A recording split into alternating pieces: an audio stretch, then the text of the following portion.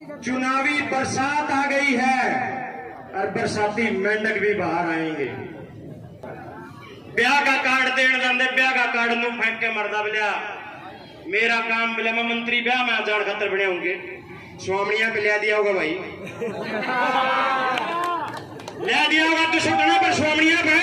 अगर नरेंद्र मोदी जी दोबारा इस देश के प्रधानमंत्री बन गए तो ना देश में लोकतंत्र रहेगा, ना देश में कभी चुनाव होंगे साथियों, ना फिर कभी हम ऐसे इकट्ठा हो पाएंगे साथ। ताकि मेरे परिवार को कोई जरूरत हो तो उसको कहीं झोली ना करनी पड़े, कहीं हाथ ना फैलाना पड़े उस परिवार को। जान देने से पहले अपनी बात एक चिट्ठी के माध्यम से लिखी थी। अपना आशीर्वाद देने आए मेरे पिता तुल्य बुजुर्ग, मेरी मातृशक्ति माताओं बहनों, और इस देश, इस दुनिया की सबसे बड़ी रीढ़, मेरी सबसे बड़ी ताकत मेरे नौजवान साथियों,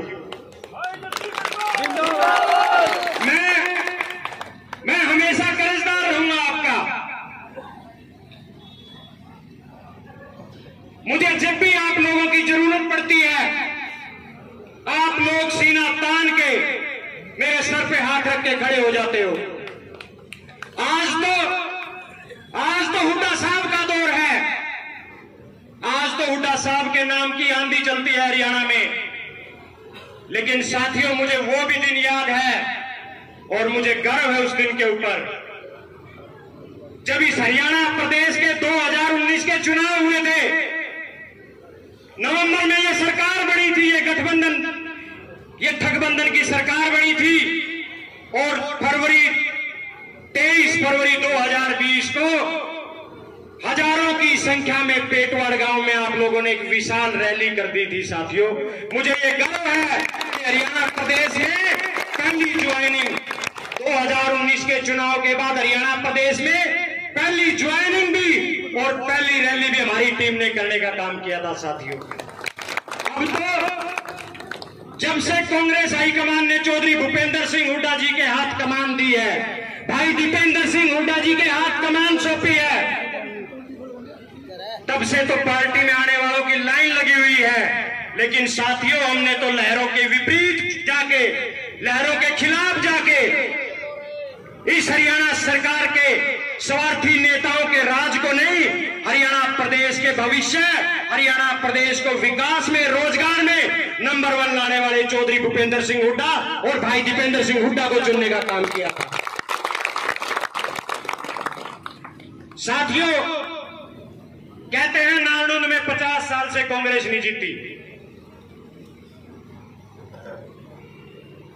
इस बार हम सब ने मिलकर, सारे नेताओं ने मिलकर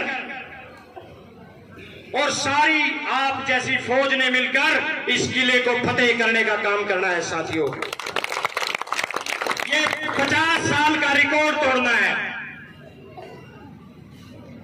साथियों। हमें अपने पराये की पहचान करनी पड़ेगी।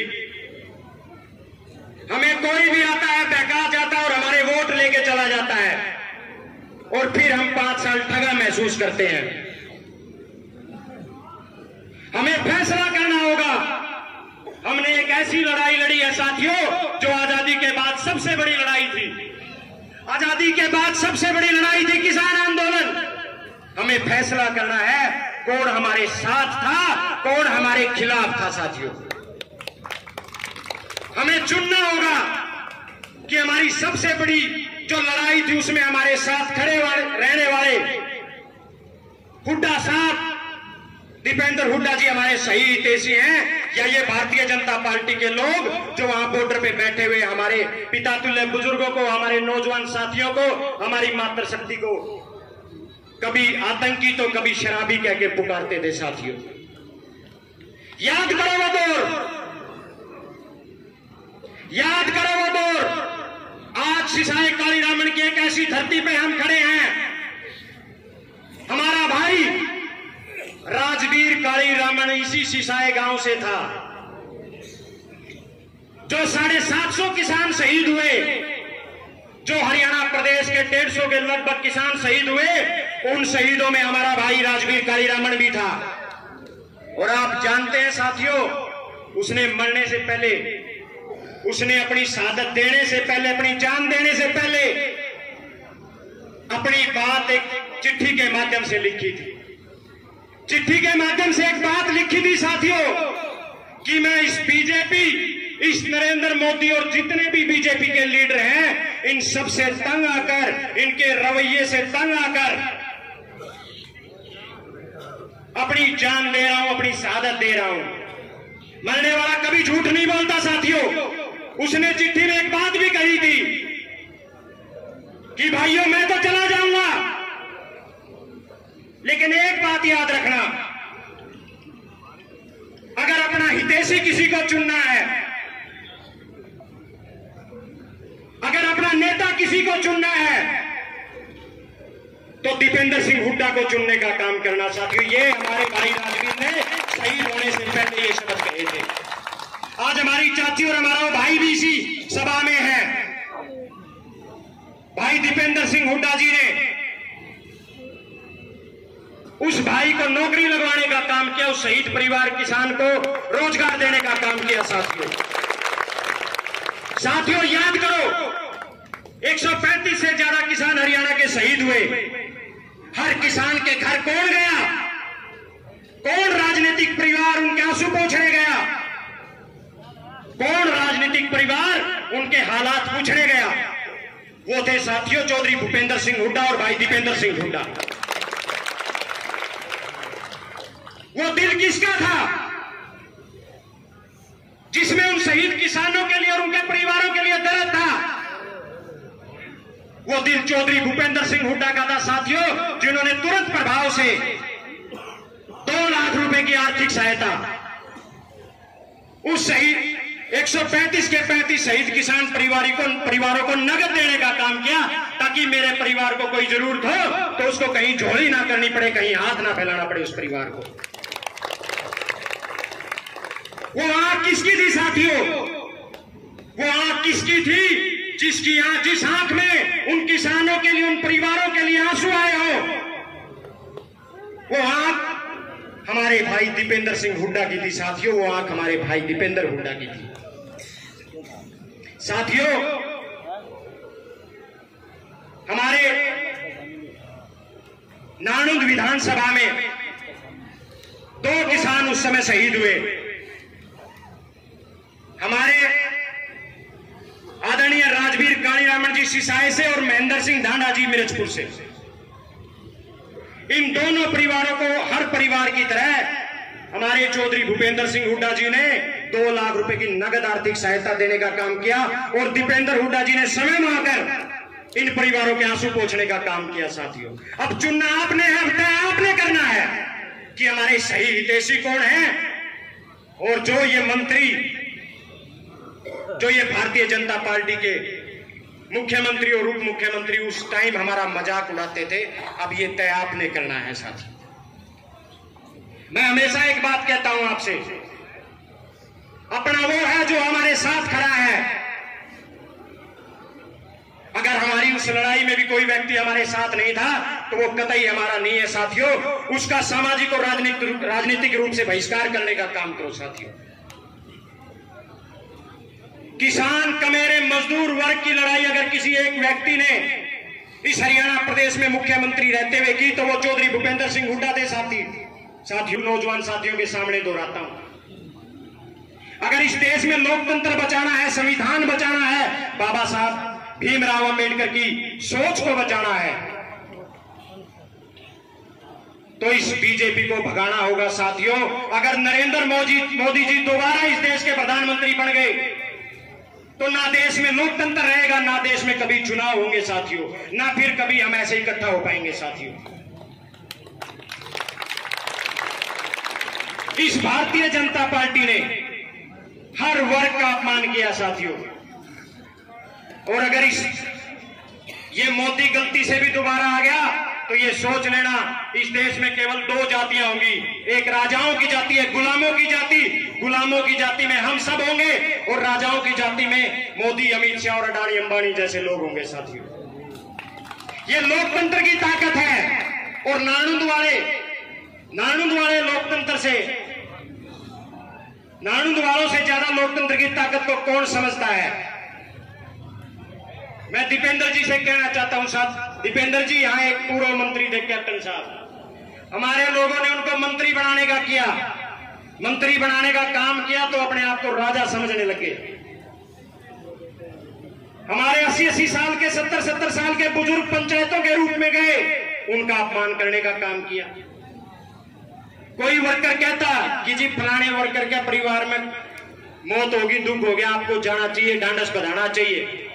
बोले मैंने तो ये काम दूसरी पार्टी वालों को दे रखा। न्यू क्या करता कि नहीं क्या करता भाई? ब्याह का कार्ड देने जाते, ब्याह का कार्ड नू फेंक के मरदा। बोलिया मेरा काम, बोले मैं मंत्री ब्याह में जान खातर बने होंगे, स्वामिया पे लिया दिया होगा भाई, लिया दिया होगा तो सुटना पर स्वामिया पे। ये लोकतंत्र की सबसे बड़ी ताकत है साथियों।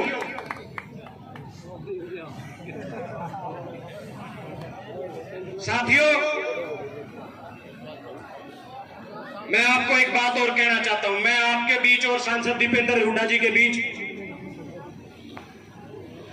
ज्यादा समय नहीं लेना चाहता, क्योंकि हम तो हर रोज मिलते हैं दीपेंद्र जी, महीने 20 दिन में आपसे रूबरू होते हैं। आज जो साथी पीछे हॉल में बैठे हैं और जो बाहर खड़े हैं वो सारे पंडाल के अंदर आए और सांसद दीपेंद्र हुड्डा जी की एक एक बात को सुन के जाएं। साथियों चुनाव का समय आ गया है, चुनावी बरसात आ गई है और बरसाती मेंढक भी बाहर आएंगे।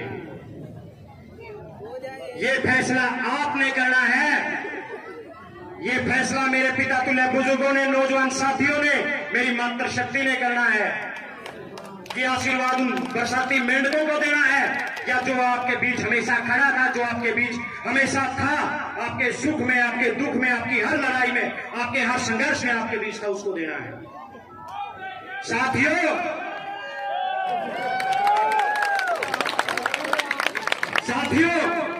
आज से एक प्रण लेके जाना मेरे एक एक नौजवान साथी ने कि हमने हमारे नेता सांसद दीपेंद्र सिंह हुड्डा जी को इस प्रदेश का अगला मुख्यमंत्री बनाना है। हर रोज एक एक आदमी, दो आदमी हमने सांसद दीपेंद्र हुड्डा जी की सोच के साथ जोड़ने का काम करना है।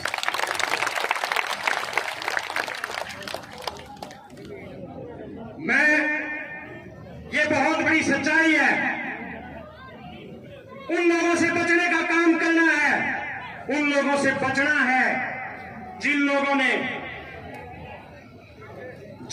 ने जो हमें बाहर तो ठगने का काम करते हैं और अंदर जाते ही बीजेपी के नतमस्तक हो जाते हैं, उन लोगों से भी हमें बचने का काम करना है। साथियों आज से 1 साल का भी कम समय बाकी है। साथियों हर साथी जो किसान है, जो कमेरा है, जो मजदूर है, जो छोटा व्यापारी है, आज उसने एक प्रण लेके जाना है कि अगली सरकार हरियाणा प्रदेश में चौधरी भूपेंद्र सिंह हुड्डा जी की बनाएंगे और हर वर्ग, हर जाति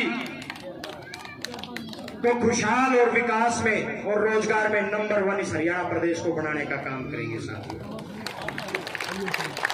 मैं तो आपका हमेशा कर्जदार रहूंगा। मैं 32 साल का हो गया, आप लोगों ने मुझे जब भी जरूरत पड़ी आप लोगों ने मुझे आशीर्वाद देने का काम किया। मैं मेरे पिता तुल्य बुजुर्गों का, मेरे नौजवान साथियों का, मेरी मातृशक्ति का सदा कर्जदार रहूंगा।